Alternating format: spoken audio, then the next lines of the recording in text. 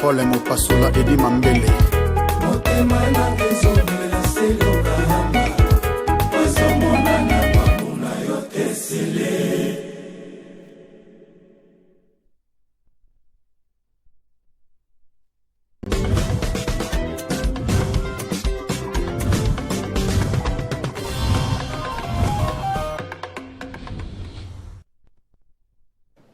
Eric Chama Kouete, écrivain, est avec nous pour parler de la constitution de la RDC. Constitution de la RDC, qu'est-ce qui énerve?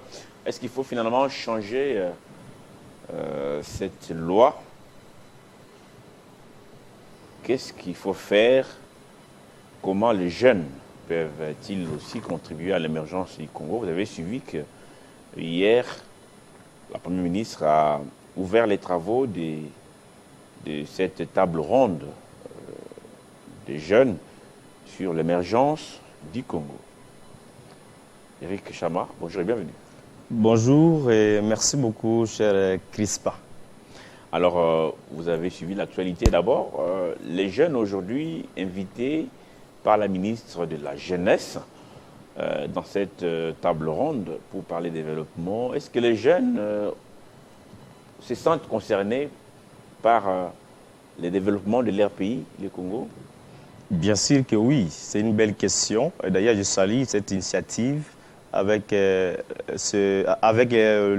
ministre. C'est une femme, je pense. Oui, parce que si on n'a pas besoin de la jeunesse, c'est-à-dire on n'a pas besoin d'un développement durable dans ce pays. La jeunesse est très capitale parce que sans la jeunesse, l'RDC est morte. Alors, qu'est-ce qui bloque les jeunes? Vous êtes jeune, on voit des jeunes gens quitter l'université et pouf, à ne rien faire. Pourquoi on n'est pas assez créatif au Congo? Parce que la jeunesse, c'est 60% de notre population actuellement. C'est une vraie force, un vrai capital humain.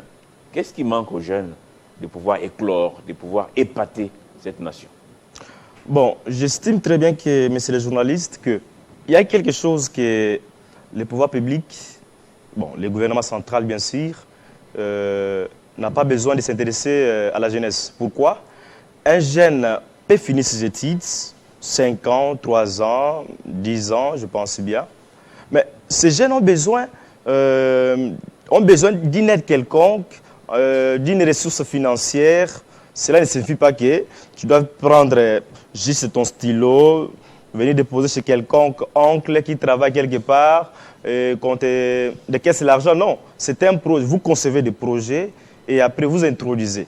Mais par exemple, il y avait un concours qui passait d'ailleurs, des challenges, je pense bien, qui passait aux médias de Télé 50, où j'ai constaté bien. Je me suis demandé, mais ces challenges étaient annoncés depuis quand? On ne savait pas. Et on a vu directement, c'était déjà les concours, on additionnait déjà les candidats. C'est pour savoir que les jeunes sont souciés de travailler. Mais malheureusement, on peut nous annoncer qu'on a besoin de 1000 jeunes pour travailler. Mais il n'y a pas de piste de solution, il n'y a pas des entreprises, c'est impossible. Bon, comme moi en personne, je n'ai pas besoin de travailler dans un bureau et quelconque, non. Je peux m'investir dans plusieurs domaines d'où je trouve que je suis capable. Comme à l'étranger, j'en passe, vous pouvez voir un Congolais qui part faire l'économie à l'extérieur. On vient vous nommer un jour ministre de l'économie en RDC. Je ne sais pas si tu as quelle pratique, parce que les réalités qu'on vous a eu à prendre là-bas, ce ne sont pas des réalités d'ici en RDC. Donc la jeunesse, nous devons vraiment se révolter. Mais monsieur Crispin, vous allez m'excuser un peu, même que je vais essayer de sortir tout petit peu au sujet, pour savoir que ces gens-là qui sont derrière, les gens qui entretiennent nos frères, qu'ils ne puissent pas savoir que, parce que nous ne voyons pas. Nous voyons tout ce qui se passe, mais il y a un jour qu'ils vont regretter. Ça me fait mal au cœur de voir qu'il y a même des politiciens, des pasteurs, on leur donne de l'argent. Mais c'est pour quelle finition? Organiser des activités, des églises et tout. Enfin, vous constaterez, l'argent là, c'est à travers ce qu'on est en train de faire quoi? De tuer nos frères. C'est-à-dire, il y a des gens qui ont eu à signer des impacts. Je pense bien, si là, ce sont des pasteurs qui vont me comprendre là-bas, plus ou moins de 125 ans comme ça. Et je pense bien, c'est pourquoi vous voyez même la jeunesse, il y a assez qui, ces jeunes n'ont pas les emplois. Mais quelque chose que j'allais un peu signaler, le gouvernement doit mettre des mécanismes très forts pour soutenir la jeunesse. Une jeunesse souvent aussi manipulée par des politiques. Parce que c'est la jeunesse qui va casser, la jeunesse qui est souvent appelée pour des meetings populaires, sans idéal.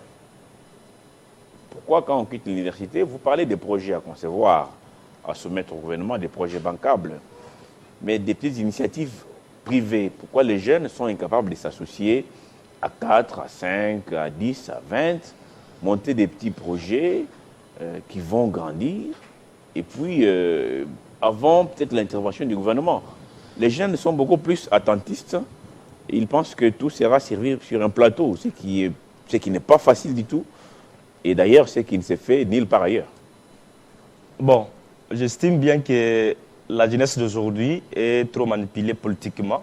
C'est pourquoi j'ai du mal à m'intégrer dans la politique. Pourquoi? Parce que si je suis dans ton parti politique et que dès l'introduction, vous montrez l'ambition que non, réellement, c'est un bon parti politique.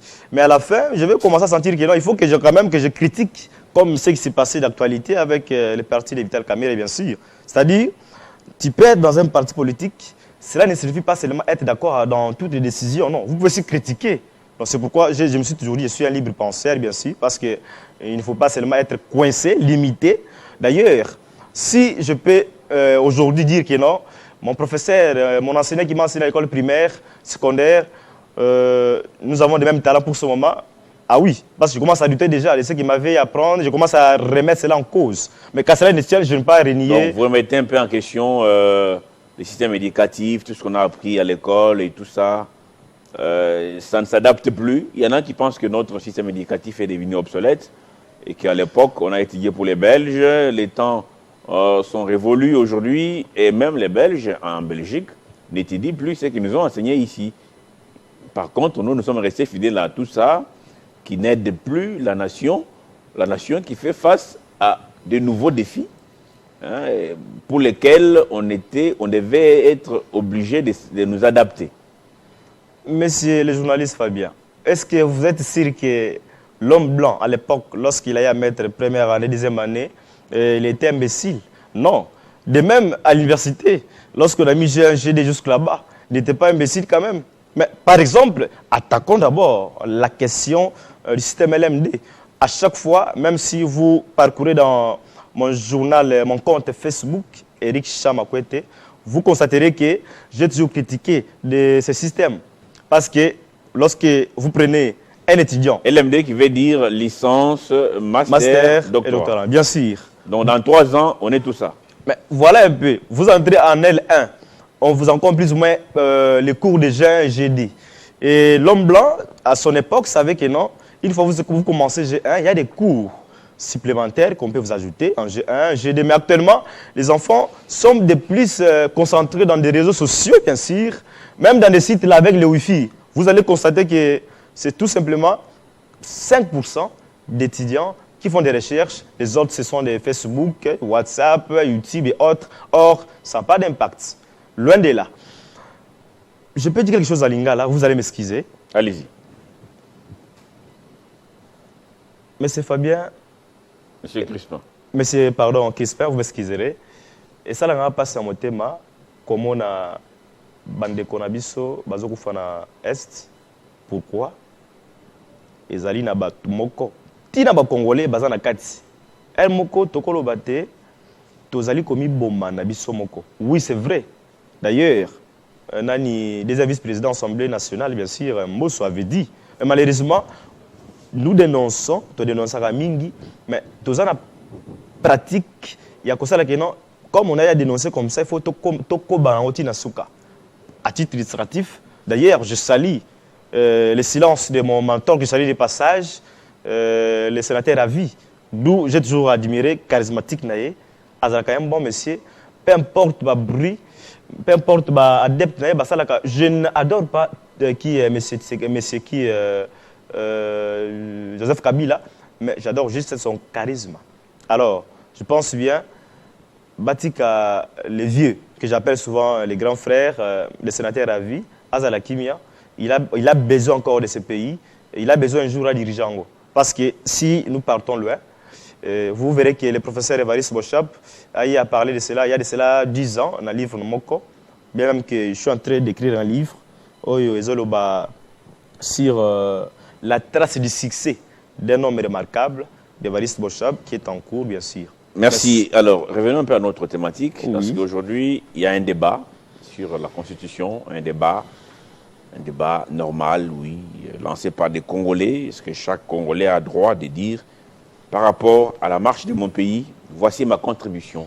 Il y a des Congolais qui pensent que le pays ici, depuis Sun City jusqu'à aujourd'hui, n'a pas connu d'avancée significative, réelle.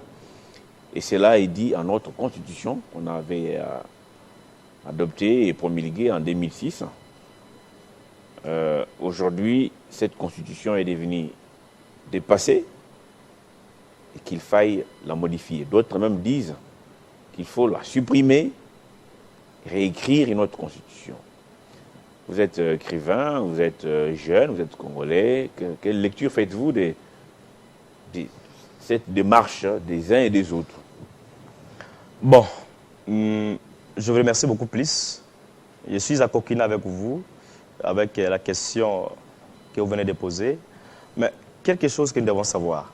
Ça me fait mal au cœur de le parler, mais quand même, je dois le dire, même si ma bête est Liban Anzela, parce que j'ai la vérité, je reste quand même comme ça. Il y a quelque chose. Nous avons un bon exposé, des motifs bien sûr, la Constitution actuelle. On respecte les droits humains, on fait ceci, cela et tout, mais la réglementation cause problème. La réglementation de quoi? Des institutions. Alors, ça bloque aussi l'avancement de mon pays, RDC. Prenons l'exemple. Nous commençons d'abord, une fois vous êtes élu président de la République, il faut patienter qu'on puisse vous confirmer à la Cour constitutionnelle, après avoir passé par la CENI.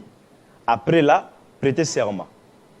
Une fois prêté le serment, vous allez constater que ce dernier doit d'abord nommer ce qu'on appelle informateur et formateur, bien sûr. Il a 30 jours, soit renouvelable, 2 mois déjà.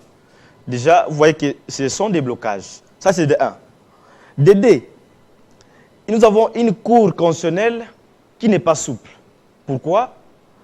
Nous avons des problèmes de contentieux, des invalidations, des validations et tout, avec des cagnas qui se passent. Mais actuellement, je pense avec les ministres de la Justice actuels, les gardes sceaux, je pense bien que les choses vont changer avec Kamou et Tagiswadi de passage. Mais je constate très bien que ça ferait tout petit peu. Mais troisièmement, vous allez voir quelque chose. Avant l'installation du gouvernement, on doit dire il faut qu'on commence par l'installation du bureau définitif, Assemblée nationale, bien sûr. Donc vous voyez que ça bloque. Prenons l'exemple. Avant d'abord de donner l'exemple, je vais dire ceci. Je l'ai dit en face d'ailleurs de ceux-là qui ont rédigé la Constitution, que Bazalaka Bavé aventurier. Pourquoi je peux dire ça? Qu'ils étaient des aventuriers. Prenons par exemple avec le cas du Sénégal. Sénégal, il y avait, donc 2 jours après le prêtement du serment du président de ce pays, il a promulgué quoi? Il y a eu l'intervention du gouvernement. Alors, 2 jours après, mais chez nous, ça prend beaucoup de mois. Ça, c'est quelque chose que j'ai à constater qu'on doit améliorer dans ce sens. Donc, dans la fonctionnalité, ça pose problème lorsqu'il faut mettre en place des institutions juste après les élections, parce que si le président a été élu le 20 décembre, de manière théorique, parce que c'est vrai qu'en pratique, cette fois, on a pris presque 1 semaine et demie. Le président est élu le 20 décembre.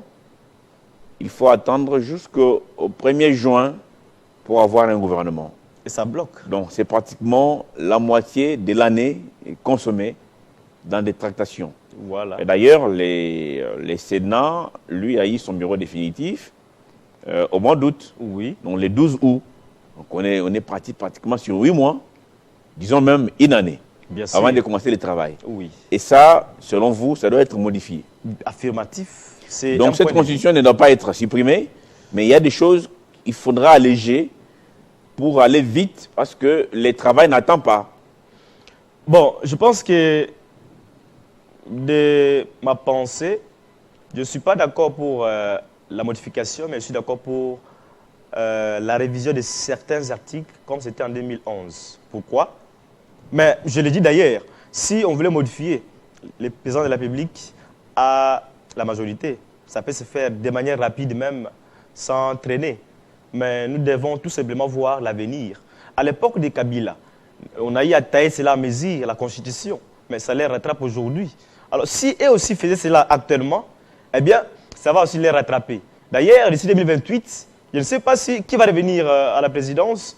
Oui, nous donnons celui-là la chance. Mais ce que nous devons savoir est que si on a besoin de modifier la Constitution, qu'on récupère ce système, on doit nommer une personne qui est indépendante, bien sûr, soit de la société civile, diriger l'RDC parmi... Merci à vous qui nous avez suivis de partout.